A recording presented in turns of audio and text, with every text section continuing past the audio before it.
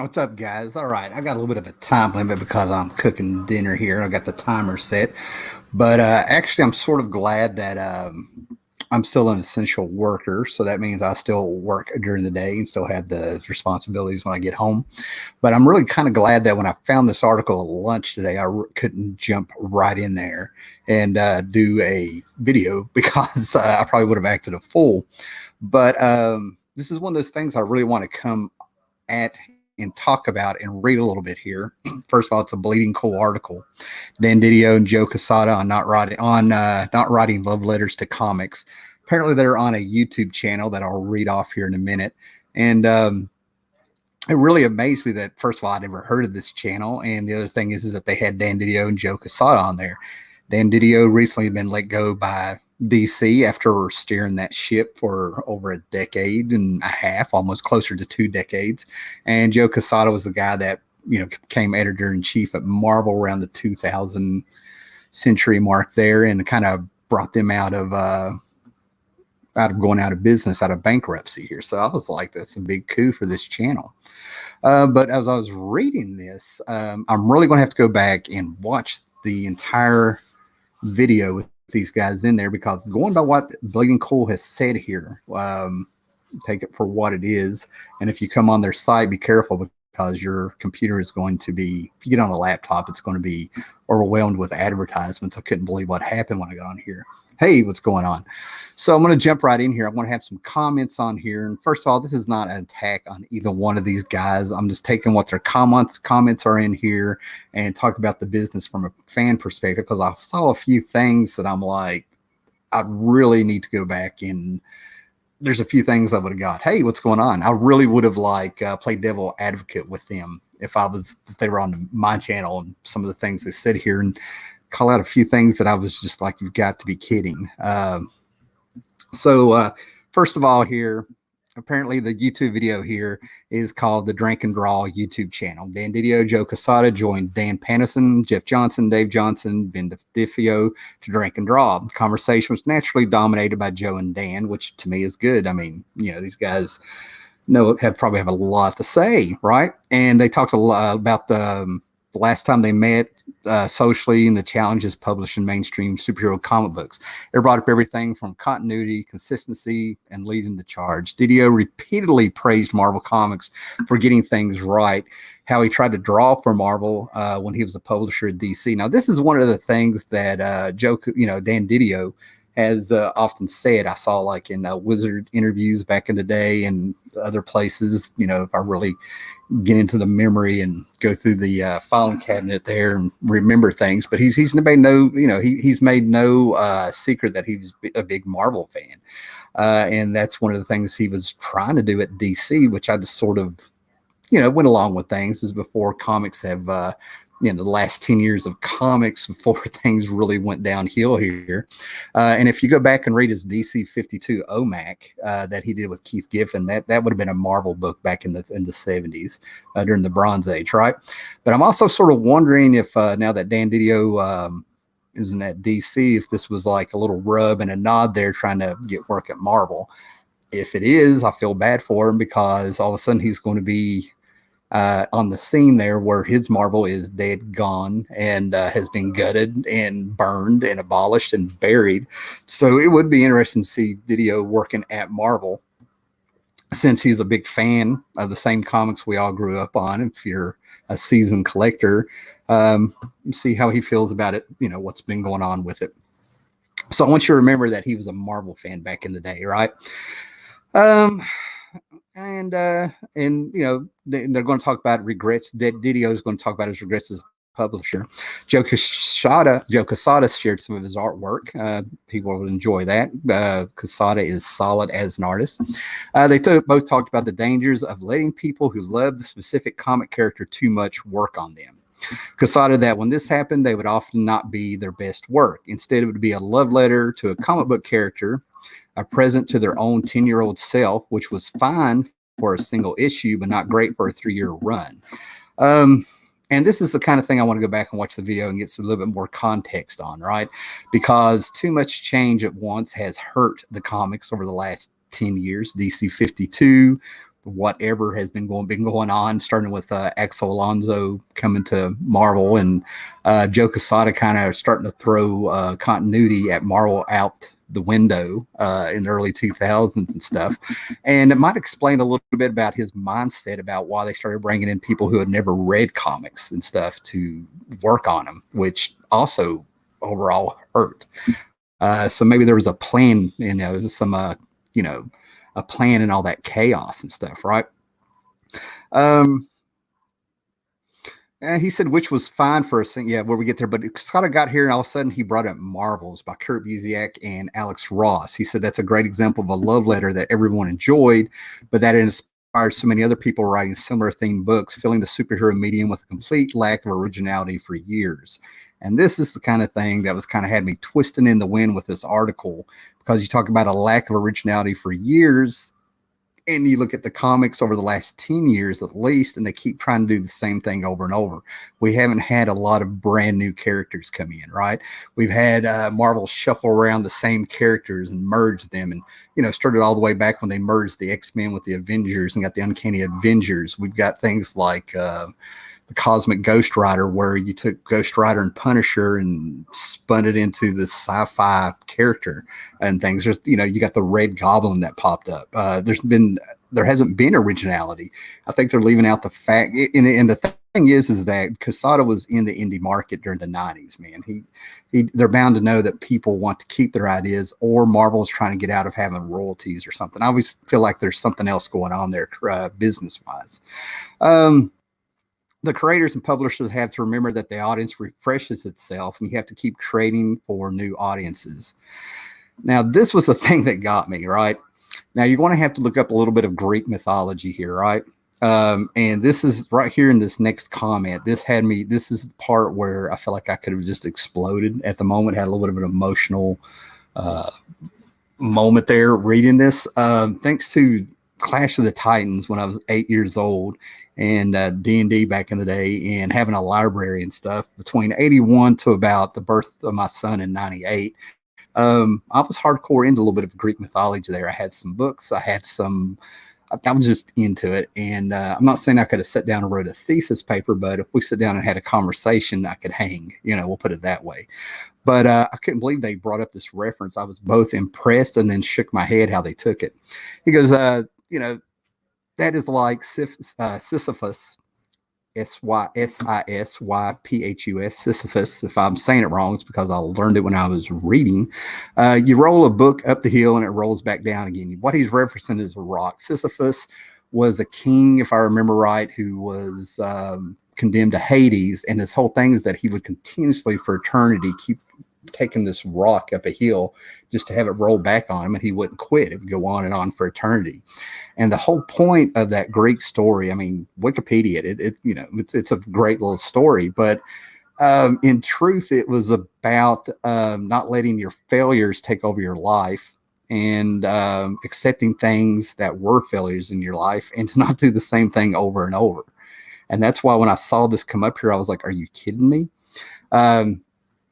And he's saying, and he's comparing that to, working in comics. If you love the books you're on, it's really got a little bit of a tone by this Bleeding Cool article that, you really shouldn't love comics if you want to work in them. It keeps you from really doing things with the characters. My problem with that is that if you don't know what you're writing about, how can you stay true to the character? There's still rules of writing. And that is staying true to your character, painting them in a corner, putting them through hell. There's little tricks there, right? And knowing a little bit about their history.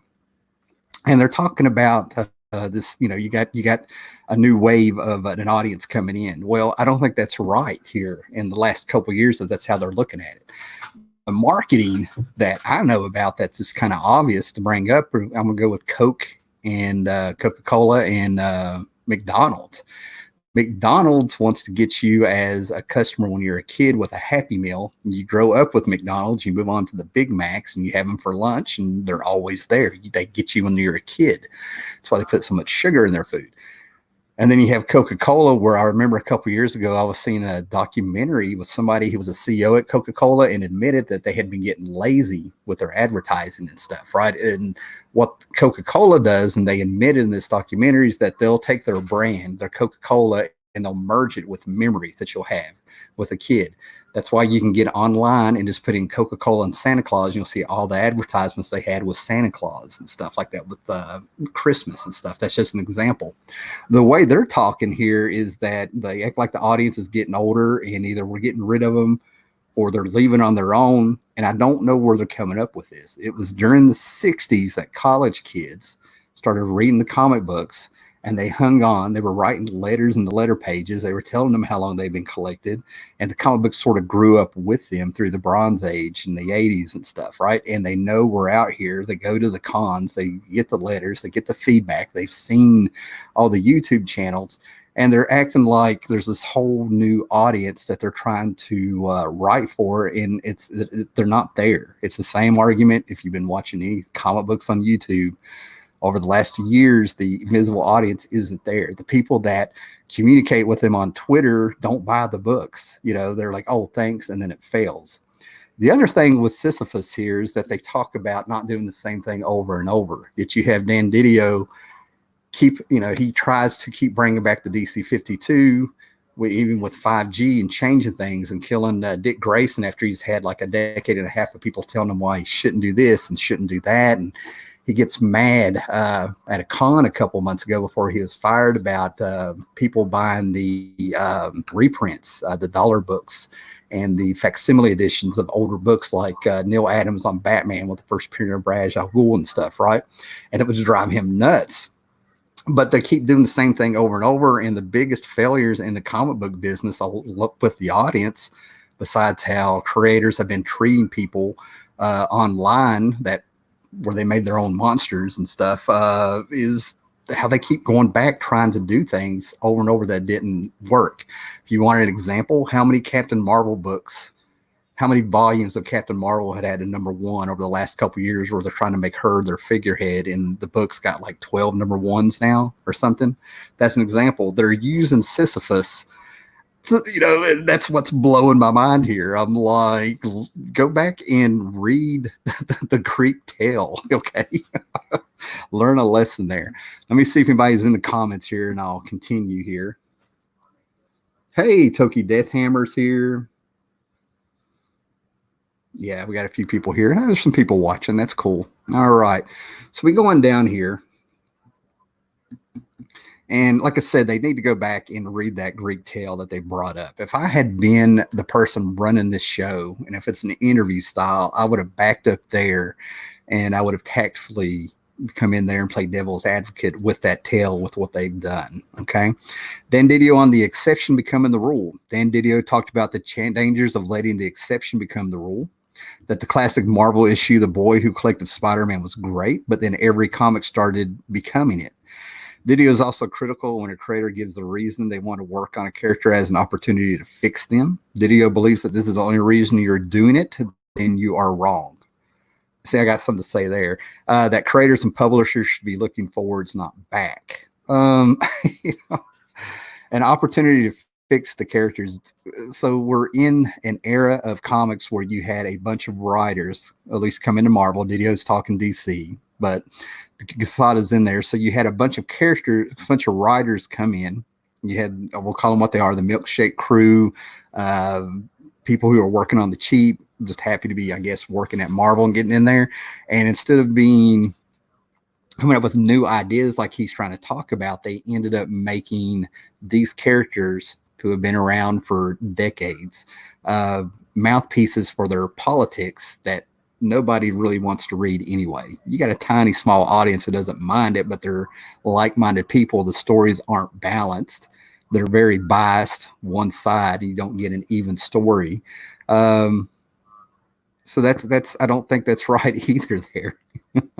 Fix these characters. Well, you can't change them for the sake of change is what I'm trying to get at. Too much change at one time has proven that these books, aren't selling like they used to, especially with the competition. You're not getting that audience you want. So it's one thing for people to feel like they need to fix the book. I totally get that, but there's also not a good reason to change them if it's just for the sake of change. Try to be different and young. The audience that you're trying to say is there, that you're writing for, the younger audience, isn't there, and you're trying to get rid of these other people who still stick to comics, who have been collecting them for decades. Oh man.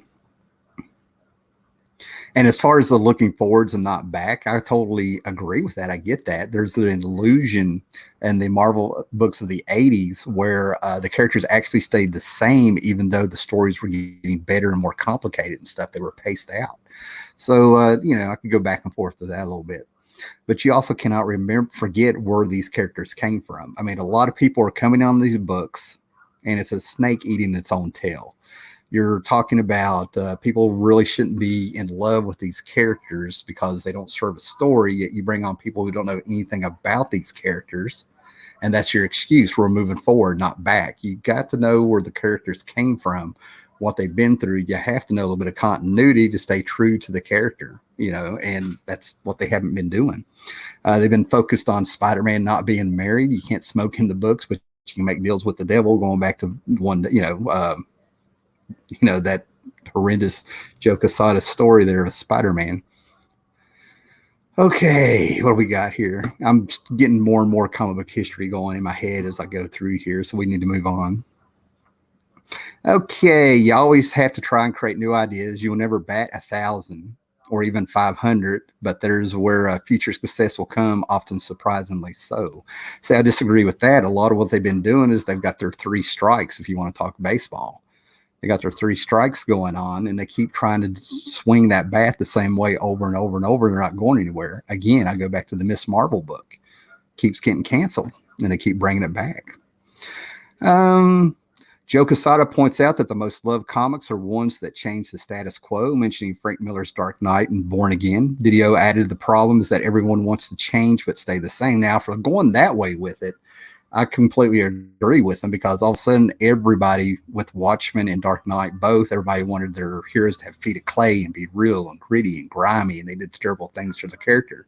It's one of the reasons Mark Waid in the 90s rose up to fame as a writer, because he started taking the Flash back to a Silver Age roots. Again, going back to what he was saying about we got to forget the past and move forward. The Flash was actually fixed by going backwards and telling the modern stories without rehashing those stories. I mean, these guys run comic book companies. I know there's got to be a place they're coming from where they come to this mindset, but it just doesn't hold up. It doesn't hold water with the history of comics itself. And it says you can hear more and more on the video itself, 1.5 hours worth. I am going to try to make time to at least play this in the background over the weekend, and I might revisit this video, see what they're saying here, because I'm counting on Bleeding Cool, Rich Johnston here, to kind of voice an opinion on what's in this, and he's very biased. The guy wants to work in comics so bad. I don't think he would really play a devil's advocate there. So let me see who's out there. All right. Toki Deathhammer. Chuck Dixon did in an interview earlier. He spoke on being a steward for these guys. That is a lot of these new guys. I got you. All right, guys. Well, that's the quick video here. Quick one for me. Thanks for hanging in there. But like I said, I'm cooking dinner. Wanted to hurry and get this out. I have a few other things I could say about this, but I'm going to go back and watch the YouTube channel. But what I'm seeing in there with what's in there is that I'm just not buying what they're selling. I have no idea where they're coming from with some of the stuff. I don't know if they're ironically wrong or if they're just convinced, because some of the things they're talking about is actually what's wrong with what the audience out there really wants. The majority of them that they say they just completely are tone deaf and ignore. It was an interesting read to get their mindset. So thanks a lot, guys, and you guys be cool out there.